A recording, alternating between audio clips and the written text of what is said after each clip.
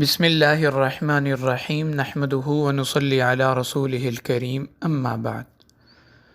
محترم ناظرین، مفسرین نے قرآنی آیات کی روشنی میں 4 قسم کے لوگوں پر انتہائی تعجب اور حیرانگی کا اظہار کیا ہے۔ پہلا شخص، فرمایا تعجب ہے اس پر جو کسی غم یا پریشانی کا شکار ہے، وہ کیوں آیت کریمہ یعنی لا الہ الا انت سبحانک انی کنت من الظالمین اس کا ورد نہیں کرتا، حالانکہ اس کے فوراً بعد اللہ تعالیٰ کا ارشاد ہے فاستجبنا لہ ونجیناہ من الغم وکذالک ننجی المؤمنین۔ یہ حضرت یونس علیہ السلام کی دعا ہے جب ان کو مچھلی نے نگل لیا۔ وہ انتہائی غم، پریشانی اور گھٹن کی کیفیت میں تھے۔ انہوں نے مچھلی کے پیٹ میں اس ذات کو پکارا جو اپنے بندے کی پکار ہر جگہ سننے پر قادر ہے۔ انتہائی لجاجت، آہوزاری کرتے ہوئے اپنی خطا کا اعتراف کیا اور اللہ تعالیٰ کی پاکی بیان فرمائی تو اللہ تعالیٰ نے اس پریشانی سے انہیں نکال دیا۔ لا الہ الا انت سبحانک، اے پروردگار آپ کے علاوہ کوئی معبود نہیں اور آپ پاک ہیں، انی کنت من الظالمین، میں ہی قصوروار ہوں۔ اس کے فوراً بعد اللہ تعالیٰ کا ارشاد ہے فاستجبنا لہ، ہم نے ان کی اس پکار کو قبول کیا، ونجیناہ من الغم، اور اس غم اور گھٹن کی کیفیت سے ان کو نکال دیا، وکذالک ننجی المؤمنین، اور اسی طرح ایمان والوں کو نجات دیتے رہیں گے، یعنی قیامت تک جو بھی بندہ اس آیت کریمہ کا اہتمام کرے گا ہم اس کو اسی طرح پریشانیوں سے اور غموں سے نکالتے رہیں گے۔ حضرت یونس علیہ السلام کے بارے میں اللہ تعالیٰ فرماتے ہیں کہ اگر وہ اس تسبیح کا اہتمام نہ کرتے تو قیامت تک وہ مچھلی کے پیٹ میں رہتے۔ فلولا انہ کان من المسبحین، اگر وہ تسبیح بیان نہ کرتے للبث فی بطنہ الی یوم یبعثون، تو قیامت تک وہ مچھلی کے پیٹ میں گھرے رہتے۔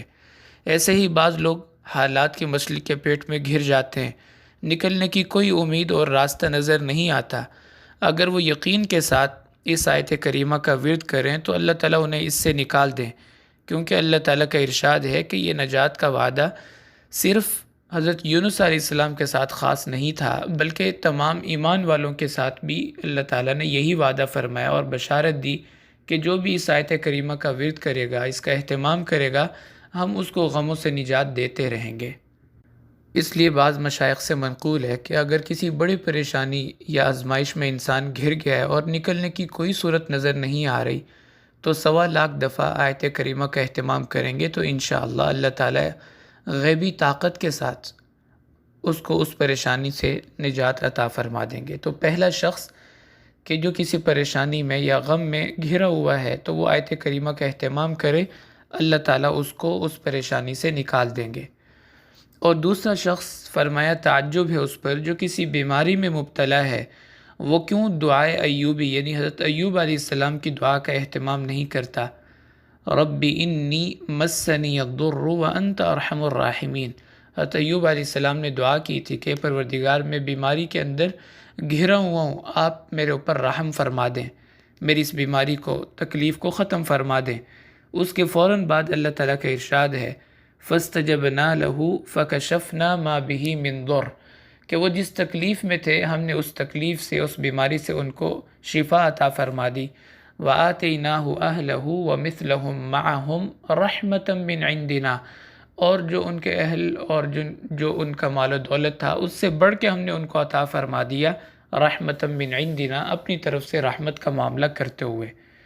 تو اگر کوئی بندہ بیمار ہے اور بیماری بھی اس کو یوں لگتا ہے کہ جیسے وہ لا علاج بیماری ہے، اس دعا کا اہتمام کرے، اللہ تعالیٰ کا وعدہ ہے کہ اس تکلیف سے، اس بیماری سے اس کو نکال دیں گے۔ اور تیسرا شخص،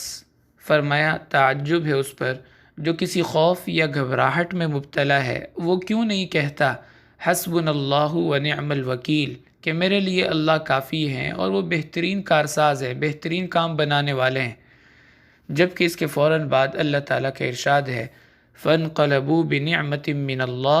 وَفَضْلٍ لَمْ يَمْسَسْهُمْ سُوءٌ، کہ وہ اللہ تعالیٰ کی نعمت اور فضل کے ساتھ واپس ہوئے، کوئی ان کا کچھ نہیں بگاڑ سکا۔ یعنی اگر کوئی خوف کی کیفیت میں ہے، جس طرح کہ حضرات صحابہ اکرام رضوان اللہ تعالیٰ علیہم اجمعین غزوہ احد کے بعد یہ آیت مبارکہ نازل ہوئی، جب مشرکین نے کہا کہ ہم نے 70 تو ان کے بڑے بڑے صحابہ جو تھے وہ 70 شہید ہو گئے، تو اگر ہم تھوڑی سی اور ہمت کرتے تو ان سب کو ختم کر دیتے، صفایا کر دیتے، تو اب ہم دوبارہ چلتے ہیں اور ان پہ حملہ آور ہوتے ہیں۔ تو کسی بندے کو بھیجا خوف پھیلانے کے لیے کہ کہو ان کو، جا کے ان کو بتاؤ کہ ہم دوبارہ حملہ کرنے کے لیے آ رہے ہیں۔ تو اللہ تعالیٰ نے اس وقت صحابہ اکرام کی جو کیفیت تھی اس کو بیان فرمایا کہ وہ فوراً کہنے لگے حسبنا اللہ و نعم الوکیل، ہمارے لیے اللہ کافی ہے۔ تو جب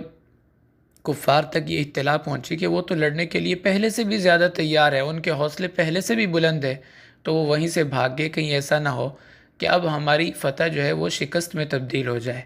تو اللہ تعالیٰ فرما رہے ہیں فَانْقَلَبُوا بِنِعْمَةٍ مِّنَ اللَّهِ وَفَضْلٍ لَمْ يَمْسَسْهُمْ سُوءٌ۔ اور چوتھا شخص فرمایا تعجب ہے اس پر جو لوگوں کی مکاریوں اور چال بازیوں سے تنگ ہے، وہ کیوں نہیں کہتا وَأُفَوِّضُ أَمْرِي إِلَى اللَّهِ إِنَّ اللَّهَ بَصِيرٌ بِالْعِبَادِ،